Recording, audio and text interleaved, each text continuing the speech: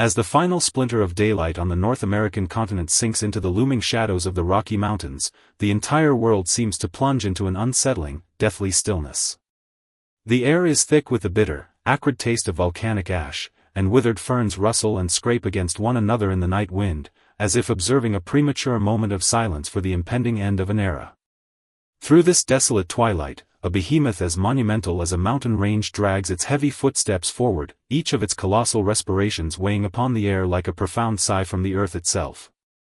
This solitary titan is the Alamosaurus, the ultimate titanosaur of the late Cretaceous period in North America, and the final, enduring sentinel of an age defined by magnificent giants. Tonight, by the gentle rhythm of a flickering hearth and through a narrative you need not burden your mind to remember, let us wander into the true expanse of its lifelong journey. Together, we shall brush away the dust accumulated over tens of millions of years to gaze upon an ancient soul bound by paradox and tragic destiny. Though endowed with a gargantuan frame that struck absolute terror into the hearts of any apex predator, it was fated to watch, clear-eyed in an increasingly frigid world, as its own lineage marched toward an irreversible demise. Its name is indelibly carved into the cold bedrock of fossil history, yet the silent resistance it left upon the midnight wilderness remains grander than any epic poetry, and tenderer than any lullaby. The fractures of destiny often split open silently during the calmest of hours. For the Alamosaurus, it heralded a pitch-black reshuffling of its very living space.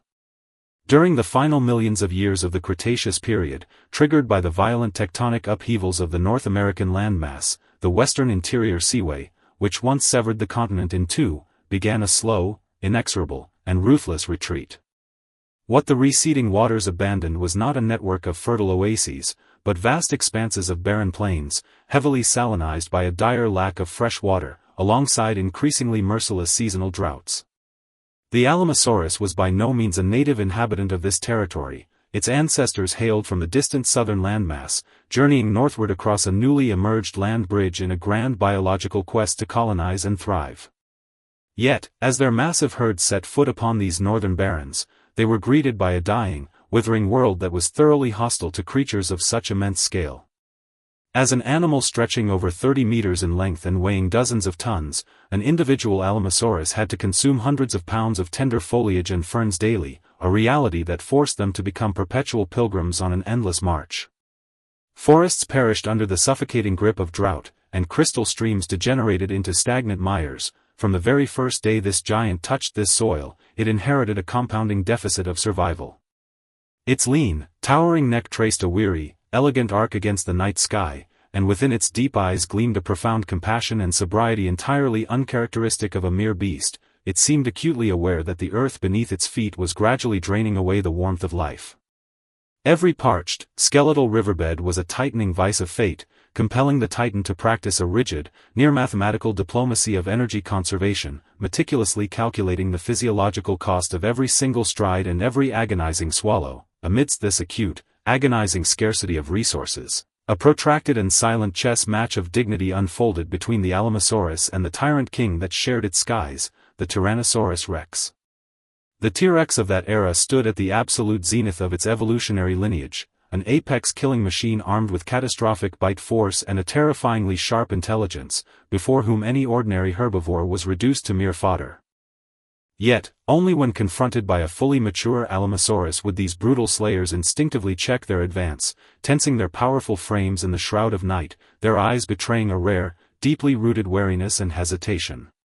This was a wordless standoff between raw, primordial force and the pinnacle of predatory precision. The dense, weathered hide of the Alamosaurus, armored with prominent defensive osteoderms, transformed the beast into a walking fortress crossing the wilderness. Late one night, under the ominous canopy of an approaching tempest, a young and ambitious T-Rex sought to challenge this slow-moving titan, stealthily creeping forward through the shadows under the acoustic cover of rolling thunder. The Alamosaurus did not scatter in panic, nor did it expend its breath on an earth-shaking roar. For a creature of such astronomical proportions, any volatile expenditure of emotion was a fatal squandering of invaluable stamina. It merely adjusted its colossal posture with deliberate slowness, anchoring its massive weight into an immovable monolith of darkness, while its whip-like tail sliced through the air with a resonant, low-frequency hum, vibrating with an implicit warning. The Tyrannosaurus ground to a halt less than 10 meters away, the psychological tension in the air crystallizing into a suffocating pressure, leaving only their heavy, ragged breathing to intertwine within the unseasonably biting night wind. Ultimately, the tyrant conceded the standoff and withdrew into the darkness. It recognized that while the giant before it was entering its twilight, the ancient, devastating power coiled within those limbs could still shatter its predatory frame in a single, pulverizing strike. Through its masterfully restrained and majestic silence, the Alamosaurus successfully salvaged a sanctuary of dignity exclusively for sages and giants, carving it directly out of a ruthless paradise of killers. Yet, the true despair that enveloped the Alamosaurus never stemmed from the flesh-tearing carnivores of the veldt, but rather from a slow-acting poison masquerading behind a lush facade of vibrant greenery. With the explosive, revolutionary dawn of angiosperms, the flowering plants, during the twilight of the Cretaceous, the botanical architecture of the entire continent shifted beneath their feet with quiet ferocity. These newly arrived flora appeared deceptively tender and bursting with moisture, but as a defense mechanism against herbivory, they had forged highly complex chemical armaments of toxic alkaloids within their tissues. For the Alamosaurus, whose digestive evolution was hardwired for the processing of ancient gymnosperms and fibrous ferns, these modern plants represented an unavoidable, generational catastrophe. Saddled with bodies of such gargantuan volume, they were denied the luxury of selective grazing. During the agonizing famine of dry seasons, they had no choice but to swallow these hazardous gifts of the New World. The toxins fermented sluggishly within their massive, multi-chambered stomachs, inflicting a ceaseless internal burning and an unspeakable visceral torment that arrived with cruel punctuality every freezing midnight. One can visualize this gaunt yet aristocratic giant, kneeling in total isolation upon the frozen sands, the low, agonizing rumble emanating from its deep abdomen fracturing the silence of the night. It would tilt its gaze past the skeletal, dying canopy toward those unfamiliar blossoms that looked deeply eerie beneath the pale moonlight, its eyes reflecting a profound bewilderment and absolute impotence against the changing tide of time. Its framework was fracturing with age, its organs were corroding from within, and a far bitterer agony lay in the fact that its newly born calves, possessing no tolerance for these novel plant poisons, were dying off quietly at an unprecedented, alarming rate. This was the cloaked tragedy of an ancient dynasty drowning in the relentless current of biological evolution, a war devoid of blood-soaked battles, characterized only by the heartbreaking sight of the fire of life being snuffed out, spark by spark, by the quiet passage of years. When the continuation of their bloodline turned into an impossible luxury, the Alamosaurus made a decision heavy with an epic sense of doom: to abandon their familiar southern sanctuary and mount one final, desperate migration toward the unknown frontiers of the north. It was a pilgrimage without a guaranteed destination. The accompanying family members thinned out with every passing league, until eventually, nothing remained but a few elderly Goliaths and a single, frail, sickly juvenile. They marched across fissure-ridden red earth and scaled jagged mountain ridges choked with suffocating sheets of volcanic ash, each thundering footstep carving a silent, eternal impression into the unyielding stone. During a treacherous nighttime transit through a deep canyon, pushed to the brink by weeks of severe malnutrition and chronic visceral poisoning, the matriarch, the oldest female of the lineage, could no longer sustain her own colossal weight. Under the silent watch of 1,000 brilliant stars, she collapsed catastrophically into a bed of frozen boulders, her mountainous mass colliding with the earth and unleashing a mournful, agonizing cry that caused the entire canyon walls to vibrate. The protagonist Alamosaurus ground to a halt at the absolute vanguard of the march. It turned its massive head, utilizing its clear, sorrowful, and extraordinarily deep eyes to look back upon this companion who had walked by its side for half a century. It did not give vent to the frantic, chaotic wails common to lesser beasts. Instead, it retraced its steps with heavy deliberate grace, extending its coarse snout to tenderly nudge the skin of its companion, which was already losing its vital warmth. The alpine wind swept the falling volcanic soot over their massive silhouettes, draping them in an ethereal shroud of silver gray, and in that fleeting moment, the very progression of time seemed to slow to a crawl. The final glimmer of vitality within the fallen matriarch's eyes began to dissolve.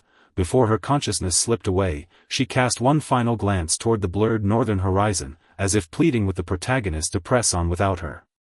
The old male stood in total, motionless silence for an eternity, waiting until the brightest star in the firmament began to dim and drown in the twilight. Only then did it turn away once more, guiding its sole surviving calf, stepping forward with unbreakable resolve into the cold, stark dawn of the unknown, exactly 100 suns before the great mass extinction, the Alamosaurus finally arrived at the terminus of its grueling exodus, a hidden, pristine valley nestled securely at the roots of the Rocky Mountains.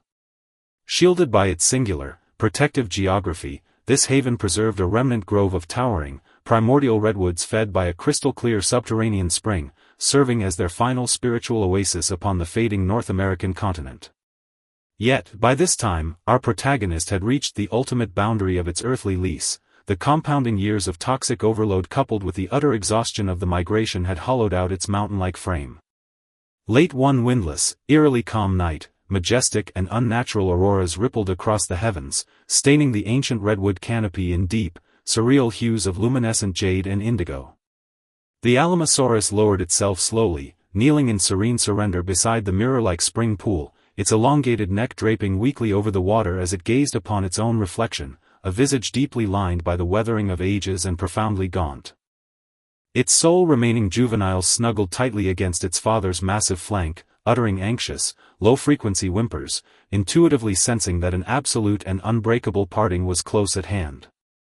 Summoning the absolute remainder of its fading life force, the old giant let out an extraordinarily tender, resonant call, a rich, deep vibration akin to the low note of a masterful cello, offering a final solace to its child and a wordless benediction to the world.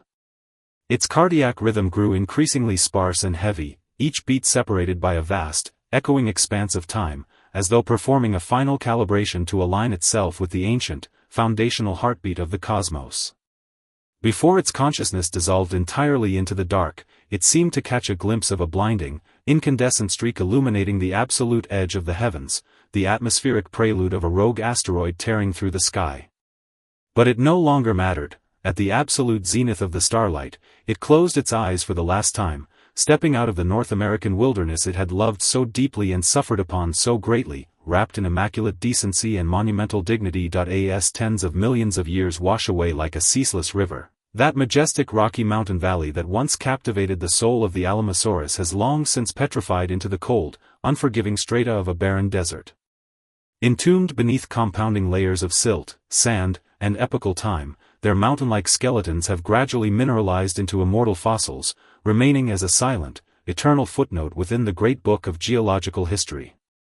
Whenever night falls and the modern winds sweep across the desolate mesas of New Mexico, those colossal bones sequestered deep within the recesses of the rock walls seem to radiate a faint, almost imperceptible warmth left over from the dawn of time. The Alamosaurus, this final titan of the Cretaceous, was never brought low by the roaring fury of predators, nor did it abandon its poise in the grip of blind panic. It simply chose to walk with immense serenity toward its end under the cold, structural compression of a changing world.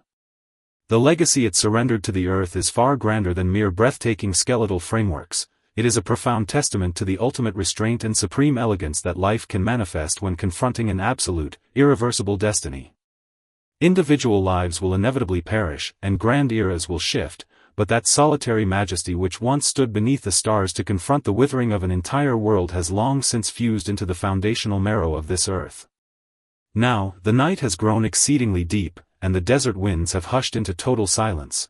That lonely, wandering giant has already found its absolute rest in the distant cradle of time. And you, who have faithfully walked alongside this monumental journey, may now shed every ounce of your exhaustion and armor, close your eyes, and allow yourself to dissolve into the gentlest of dreams beneath this ancient, soothing, and primordial night.